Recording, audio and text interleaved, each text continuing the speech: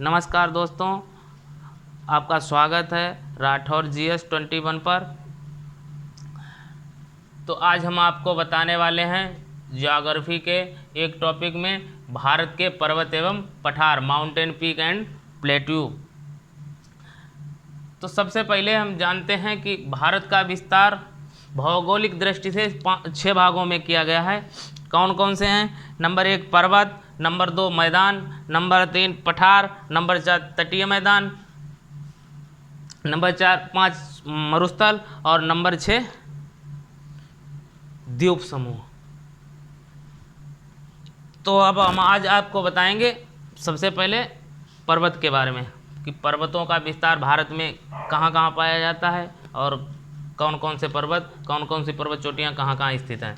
तो भारत में पर्वतों का विस्तार 29.3% भाग पर पाया जाता है। तो सबसे पहले हम आपको एक चीज़ बताते हैं कि पर्वत और पठार में क्या अंतर है, कि पर्वत किसे कहते हैं और पठार किसे कहते हैं। तो पर्वत जो ज़मीन के अंदर से मैग्मा निकलता है वो 5000 मीटर से अगर ऊपर उठ जाता है तो उसे पर्वत कहा जाता है। 5000 मीटर से अगर और ऊपर चोटी नुमा हो जाता है, पीक बन जाती है, उसे पर्वत कहा जाता है। और पठार अगर ज़मीन से 1000 मीटर की ऊंचाई तक होता है उसे पठार बोलते हैं। और पठार का ऊपरी भाग, ये ऊपरी भाग जो है ये फ्लैट होना चाहिए, समतल होना चाहिए। ये ऊपर जिससे चलने में मतलब आज ये आसानी से चल सके। चाइना वगैरह में इसमें ट्रेन की पटरियां बिछा दी गई हैं, ट्रेनें भी चलाई जाती हैं, लेकिन अपनी इंडिया में अभी नहीं। चलो छोड़िए, कोई बात नहीं। तो उसके बाद में हम अपने टॉपिक पे आते हैं, भारत के पर्वत। तो भारत के पर्वतों को 2 भागों में विभाजित किया गया है, एक उत्तरी पर्वत श्रृंखला, एक मध्य एवं दक्षिण भारत की पर्वत श्रृंखला। सबसे पहले हम उत्तरी पर्वत श्रृंखला के बारे में बात करते हैं। उत्तरी पर्वत श्रृंखला भारत के उत्तरी सीमा पर स्थित है। इस पर्वत को नया एवं विश्व का मोड़दार पर्वत कहा जाता है।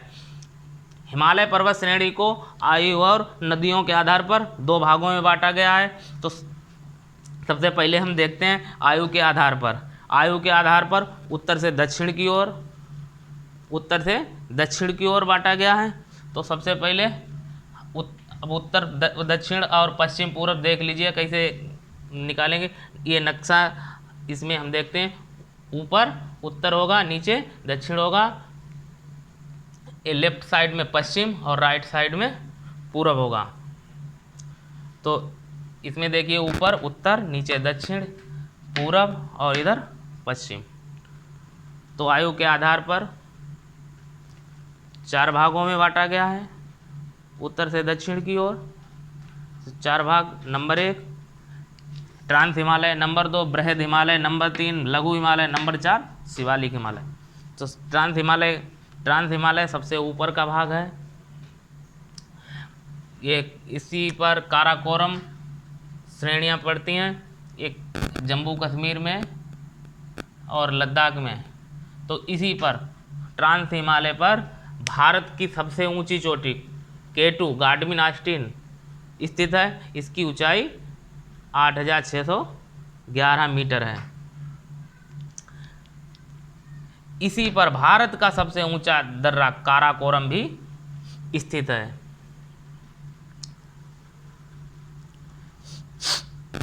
इसी पर्वत श्रृंखला में देखिए टेथिस सागर के कुछ अवशेष पाए जाते हैं। टेथिस सागर पहले ये भारत जो है कई भूभागों से टकराकर ये इस हिमालय का निर्माण हुआ है। तो उसी के अवशेष पाए जाते हैं, टेथिस सागर के अवशेष पाए जाते हैं। उसके बाद दूसरा आता है बृहद हिमालय। इसे महान हिमालय के नाम से भी जाना जाता है। इसका विस्तार जम्मू कश्मीर से लेकर अरुणाचल प्रदेश तक फैला है। इसी हिमालय पर विश्व की सबसे ऊंची पर्वत चोटी जो है माउंट एवरेस्ट स्थित है। ये नेपाल में पड़ती है। इसकी ऊंचाई 8,848 मीटर है। कहीं कहीं ये 8,850 मीटर भी देखने को मिलती है। तो 8,848 ज़्यादा बेस्ट है। फिर उसके बाद में हम देखते हैं मध्य हिमालय। मध्य हिमालय ये बृहद हिमालय के नीचे यानी कि दक्षिण की तरफ। बृहद हिमालय और शिवालिक हिमालय के बीच में मध्य हिमालय या लघु हिमालय, ये वाला पार्ट, ये इसे मध्य हिमालय या लघु हिमालय के नाम से जाना जाता है। इसी हिमालय पर केदारनाथ, बद्रीनाथ, गंगोत्री, यमुनोत्री ये पर्यटन स्थल स्थित हैं। उसके बाद नंबर 4 शिवालिक हिमालय। यह बाह्य हिमालय पर्वत श्रेणी है। इसे नवीन हिमालय भी कहा जाता है और इसकी ऊंचाई सबसे कम है। उसके बाद हम आपको बताते हैं ये लघु हिमालय पर। लघु हिमालय के ऊपर ये माउंट एवरेस्ट स्थित है। उसके बाद सिक्किम के पास लघु हिमालय पर कंचनजंगा, इसकी ऊंचाई 8,598 मीटर है। ये सिक्किम में पड़ती है। ये लघु हिमालय में स्थित है और ये भारत की दूसरी सबसे ऊंची चोटी है। भारत की दूसरी सबसे ऊंची चोटी है। तो इसके बाद हम आपको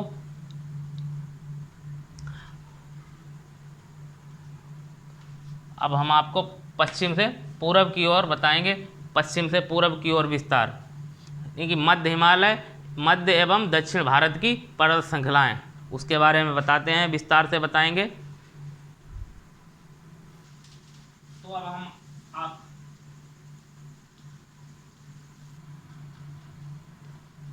तो अब हम आपको बताते हैं नदियों के आधार पर पश्चिम से पूरब की ओर। पश्चिम से पूरब की ओर तो इसमें भी 4 भागों में बांटा गया है नदियों के आधार पर भी। Number 1 Punjab Himalaya, number 2 Kumaon Himalaya, number 3 Nepal Himalaya और नंबर 4 असम हिमालय। पंजाब हिमालय सिंधु से सतलज के बीच, कुमायूं हिमालय सतलज से काशी नदी के बीच और नेपाल हिमालय काली नदी से तीस्ता नदी के बीच। असम हिमालय तीस्ता से दिहांग नदी, इसे ब्रह्मपुत्र नदी भी कहते हैं, तो तीस्ता से ब्रह्मपुत्र नदी तक। तो अब हम सबसे पहले बताएंगे पंजाब हिमालय। पंजाब हिमालय सिंध नदी से सतलज नदी तक है। इसका विस्तार कश्मीर, लद्दाख और हिमाचल प्रदेश में पाया जाता है। तो ये पंजाब हिमालय यहाँ से लेकर, ये सिंध नदी है, इससे लेकर और ये सतलज नदी तक, यहाँ तक सतलज नदी है, ये सतलज नदी तक इसका विस्तार पाया जाता है। तो इसी पर काराकोरम पर्वत है। तो उसी पर काराकोरम में काराकोरम को एशिया की रीढ़ कहते हैं।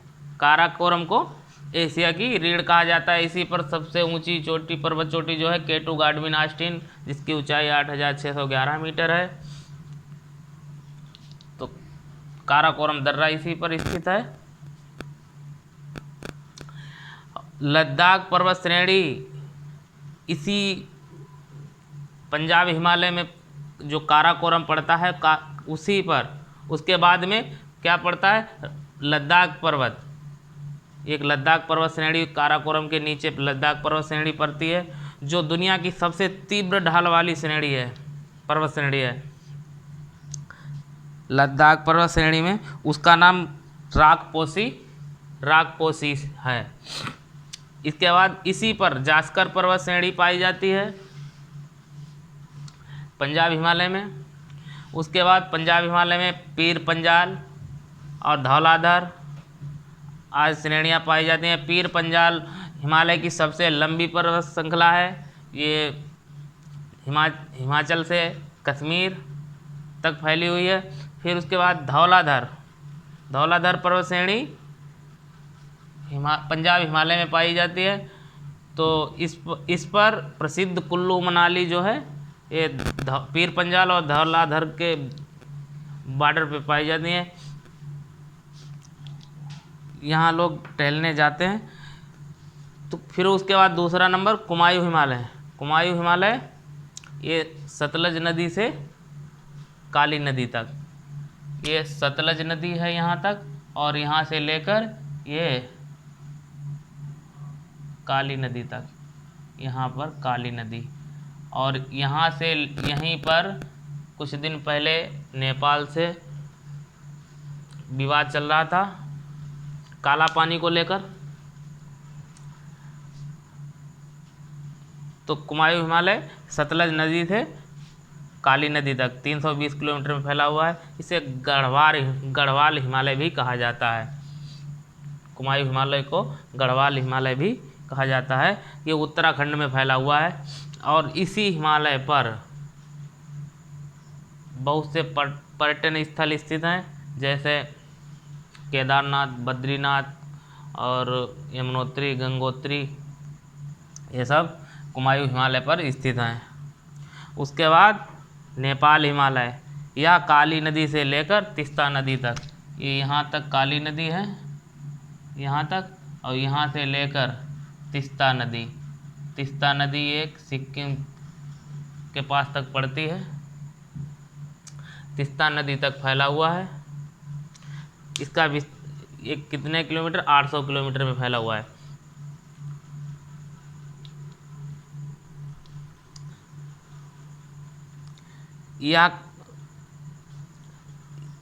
या काली नदी से तीस्ता नदी तक, यह सबसे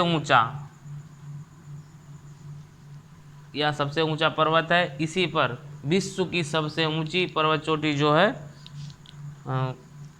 माउंट एवरेस्ट, जिसकी ऊंचाई 8,848 मीटर है, स्थित है। ये कहाँ पाई जाती है? नेपाल में पाई जाती है। और ये चाइना के बॉर्डर के करीब में है। और इसकी दुनिया की सबसे ऊंची पर्वत चोटी है। नेपाल में इसे सागरमाथा के नाम से भी जानते हैं।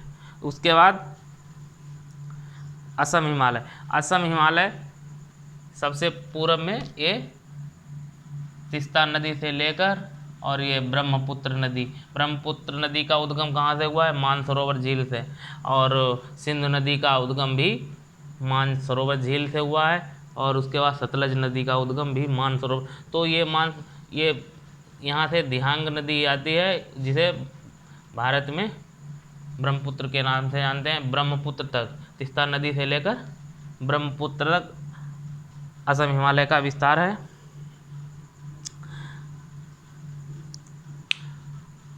नामचा वरवा, ये नामचा वरवा अरुणाचल प्रदेश में पड़ता है। सबसे पूर्वी पर्वत चोटी नामचा वरवा है, यहाँ पर स्थित है ये नामचा वरवा। हिमालय से निकलने वाली नदियाँ सतत प्रवाहिनी होती हैं। ये सतत प्रवाहिनी इसलिए होती हैं कि ये ऊंचाई होने के कारण, हिमालय की सबसे ज़्यादा ऊंचाई होने के कारण यहाँ पर हर समय बर्फ़ जमी रहती है। इसीलिए तो हिमालय कहते हैं हिम धन आलय, यानी कि बर्फ़ से ढका हुआ जो क्षेत्र हिमालय कहलाता है। तो यहाँ पर साल के 12 महीने बर्फ़ जमी रहती है और -40, 45, 50 तक टेम्परेचर रहता है। इसीलिए वो बर्फ़ के पिघलने से नदियाँ निकलती हैं, इसीलिए वो हमेशा सतत वाहिनी नदियाँ कहलाती हैं। उसके बाद हम आपको आगे बताते हैं।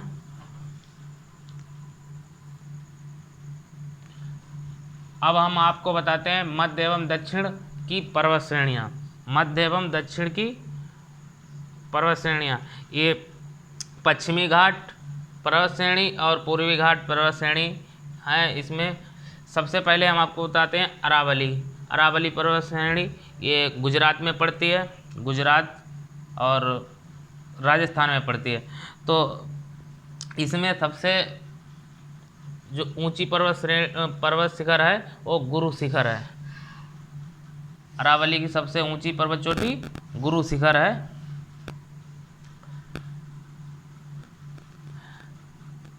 ये कहाँ? गुजरात, मध्य प्रदेश,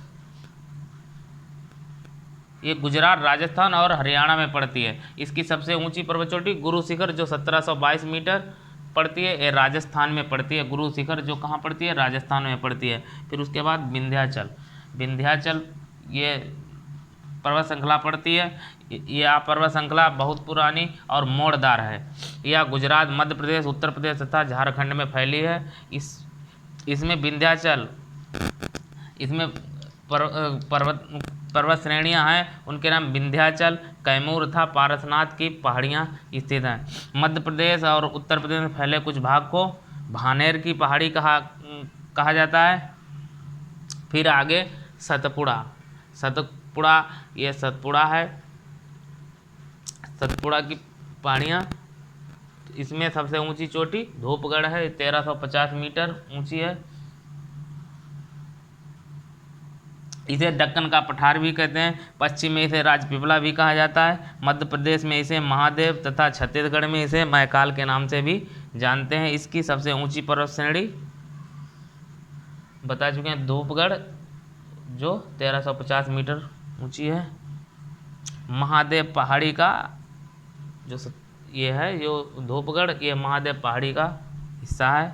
फिर उसके बाद में आप बताते हैं आपको पश्चिमी घाट पर्वत श्रृंखला। पश्चिमी घाट ये पश्चिम की तरफ स्थित ये पश्चिमी घाट पर्वत श्रृंखला, ये पूर्व की ओर स्थित पूर्वी घाट पर्वत श्रृंखला है। तो पश्चिमी घाट में सबसे पहले बताते हैं एलोरा। ये एलोरा की गुफाएं प्रसिद्ध हैं। ये एलोरा की पर्वत श्रेणियाँ हैं। फिर उसके बाद सतमाला, ये सतमाला महाराष्ट्र में पड़ती है। फिर उसके बाद हरिश्चंद्र देवी महाराष्ट्र में पड़ती है। फिर उसके बाद बालाघाट, ये कर्नाटक और महाराष्ट्र के बॉर्डर पे पड़ती है, बालाघाट पर्वत श्रेणी। उसके बाद पश्चिमी घाट की उसके नीचे ये अन्नामलाई, इसे अन्नामुडी के नाम से भी जाना जाता है।